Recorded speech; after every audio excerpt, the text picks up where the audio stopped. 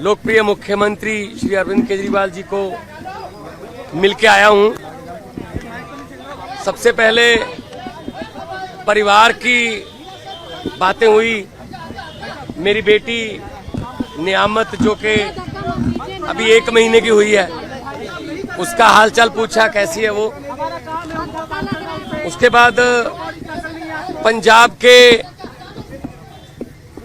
लोगों की, किसानों की फसल क्योंकि इस बार मंडियों में अब आ रही है, तो उन्होंने पूछा कि पैदावार कैसी है इस बार, और जो किसानों का जो डायरेक्ट जो ट्रांसफर है पैसे की, जो सीसीएल की फसल का पैसा, उसमें कोई बाधा तो नहीं आ रही, जहाँ कोई चुनाव आचार संहिता की वजह से पंजाब में कोई ऐसी सहूलत जो रोक ली हो। मैंने कहा जी बिल्कुल नहीं है, निरंतर सुविधाएं चल रही हैं, बिजली भी फ्री चल रही है, मंडियों में एक एक दाना जो गेहूं का आएगा वो हम रिकॉर्ड पैदावार करके 130 लाख मीट्रिक टन देश के सेंट्रल पूल में दे रहे हैं, और पैसे भी उसी दिन ट्रांसफर हो रहे हैं। और जो हाड़ी बोलते हैं पंजाबी में इसको, तो ये गेहूं का सीजन जो है वो अभी चरम सीमा पे है। 2-4 दिन में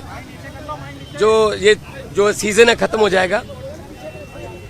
और सबसे बड़ी बात जो आज मैं आपको बतानी चाहता हूं, जो मैं अरविंद केजरीवाल जी को बताई, कि आज ही रिजल्ट आए हैं पंजाब में सरकारी स्कूल के 158 बच्चों ने, 158 सरकारी स्कूलों के 158 बच्चों ने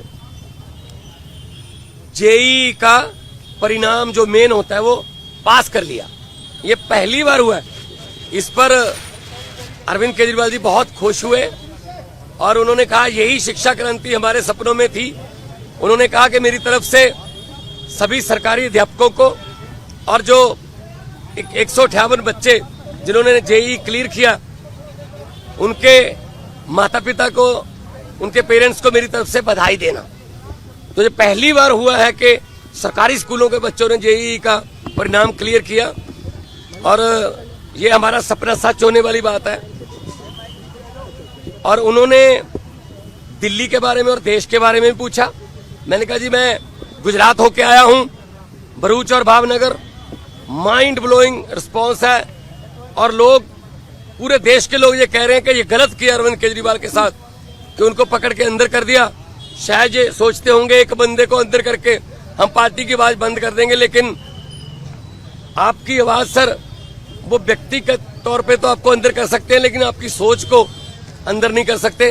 तो हम असम में भी गया, उन्होंने मुझे कहा कि दिल्ली भी आना, और दिल्ली के जो प्रचारक हैं उनको पंजाब में भी लेके जाना है। और कहीं भी इंडिया गठबंधन का कोई, हमारा पार्टी का कोई नेता, अगर वो असम हो, चाहे वो गुजरात हो, चाहे वो महाराष्ट्र हो, चाहे वो यूपी हो, बिहार हो, कहीं भी वो बुलाएं, हमने जाना है।